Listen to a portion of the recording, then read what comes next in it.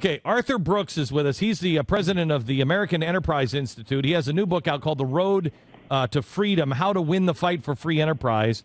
And Arthur, we're starting a lemonade stand drive because I think we need to start teaching our kids from birth. Because would you disagree that this government at all levels is trying to teach from birth you can't do it on your own?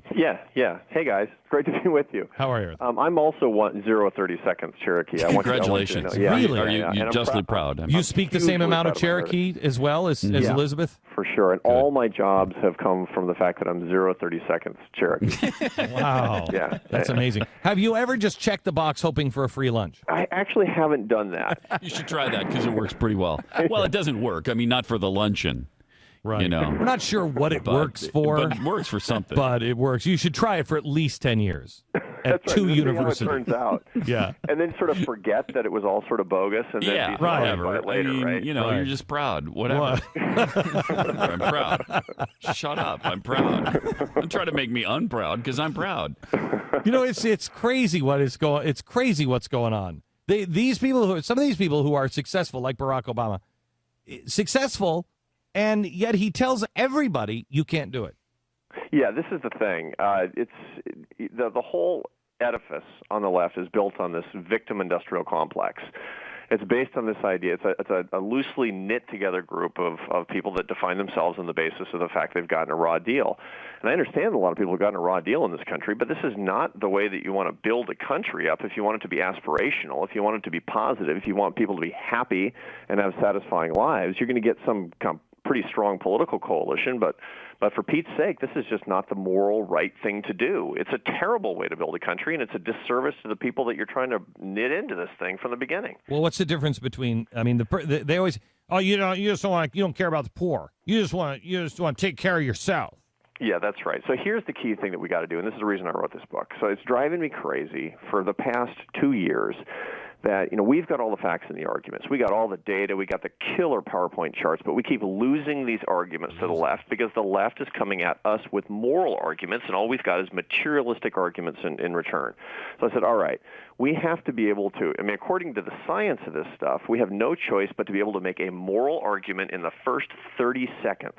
If we can do that, because we can do it, but we have to practice it, and we have to have it ready to go. So that's what this book does. If you read this, you won't lose another moral argument to the left ever again, because you just don't care about. Let's do it. You don't care about black people. Yeah, well, and the key thing is we want a truly fair country. They say that this country isn't fair, gives people a raw deal, that the millionaires and billionaires are not paying their taxes. Okay, well, you know what the real definition of fairness, according to 89% of Americans? It's rewarding merit and creating opportunity. And there's one system that does that truly rewards merit, and that's the free enterprise system. The truly unfair system that we can build is one that actually spends our kids' future, that robs them of their opportunities, that gets in front of entrepreneurs, that actually rewards corporate cronies.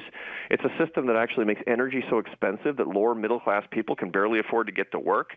We have a fairness crisis in this country, and it's because the left is actually talking about the wrong definition of fairness. Well, but you see, I'm going to quote the president from this weekend, you see those people on Wall Street that are just, well, they're not exactly being clean and being fair. And you know what the deal is? That there are a lot of people who got special deals, corporate cronies, who are too close to the Obama administration, or for that matter, any administration. And what we need to stand up against is the threats to liberty. I know you guys are talking to college kids tomorrow night on TV. They should be outraged that people who have special deals to the government, special access and loopholes and carve-outs and bailouts, all these corporate cronies, have deals they'll never get. That's another part of the unfairness that has come along with this administration and this government. Statism and corporate cronyism are just our codependent spouses, and they're the biggest threat to our country and our liberty and our way of life. Our founders would be embarrassed. I will tell you this. You talk about charts. There is this, and Stu, we were just talking about this. This is the greatest chart on page 75. I don't know if the TV camera can zoom in far enough, but it is a chart of North Korea and South Korea.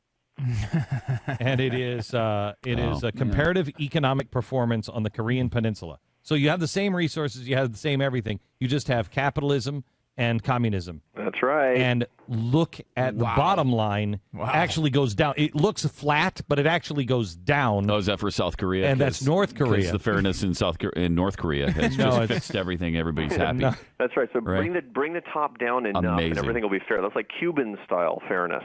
Yeah. You know, that's basically every time you hear in the president's Kansas speech in December, his State of the Union speech in January, he talks about fairness. Every paragraph he says the word fairness. Every single time it's about redistribution and spreading the wealth. He defines fairness as bringing the top down and spreading the wealth around.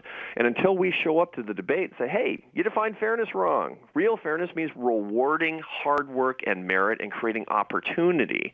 We're going to keep losing that argument. Young people, 18 to 29, they walk off because they say, well, I guess the one side cares about fairness and so do I, and they vote for him.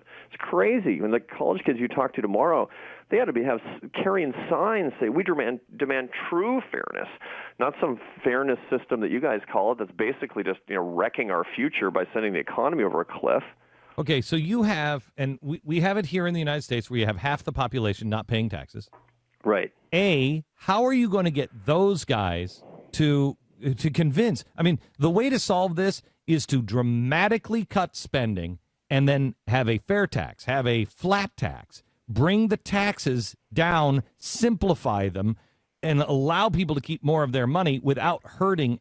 Actually, you would increase the amount of tax revenue going into the federal government. Absolutely. That's exactly right. The truth of the matter is that we don't need more money. We need less money. We need to stop wasting it, is what it comes down to. So how do you convince people when 51% of the population pays no federal income taxes? And even worse, Glenn, 70% of Americans take more out of the tax system than they put into it today. We've become a taker nation. So what do you do, right? That's stunning. You know what? Let's not even go with the people who don't pay taxes. Let's just go with the Tea Party members who say, "Well, now wait a minute, you can't cut that." No, that's off the table. Right. So here's the deal. You're not going to get it done by going to them and say, I got a special deal for you guys. All you guys who pay zero taxes, I'm going to lower tax rates. Turns out that's not a very compelling argument to those guys, right? It's like you're going to pay half a zero. No, you actually have to come at them and talk about what they really care about. You have to make the moral case for a better society. You have to talk about a society in which they and their kids and their grandkids can earn their success as opposed to learn helplessness, which is what's happening across the Atlantic in Western Europe. Isn't that a tough case to make, though? It's tough, except that we can do it. We saw a wave election in 2010 that was based on morality. It was all about economic issues, but it was based on morality, not money. Extraordinary. The whole Tea Party movement, the energy of that is ethical populism, and that kind of wave has to happen again and again. We have to say to people, look, you need to stand up for earned success. We need to stand up for true fairness and for the system that will lift the poor up. We're commanded to serve the least among us. What's the only system that will lift people up by the billions? Well, it's not the United Nations. It's not U.S. foreign aid. It's for enterprise around the world, and we've got the data to show that that's true. But more fundamentally, the reason we should care about this is because morally it's the right thing to do, and that's the only thing historically that will mobilize people by the millions in this country to change. But Arthur, the other side has done such an effective job at spinning this thing. We have an amazing mountain to climb because what Barack Obama and his allies have done is convince the American people that you don't have the opportunity anymore. We tried it the old way. We tried it your way, Arthur. Yeah. We've done that, and it didn't work, and we've seen that it didn't work, and look at all the people in poverty right now, and I'm trying to clean up that mess. How do you deal with that? Well, to begin with, that was the argument in 2008, 2009. So when Obama was campaigning and first elected, he basically said, I'm going to find a new way. I'm going to find a European-style social democratic way. And Paul Krugman at the New York Times was saying the European model actually works better than the American model when we have a crisis. Well, every sensible economist out there actually knew that that was a complete sham, that the European countries were living on 10% more than they were making, and the piper was going to come calling in sure enough. So the whole system imploded. Our stimulus was a disaster. The bailouts didn't work. We have high unemployment. The Obama administration has not made things better. It's made things worse.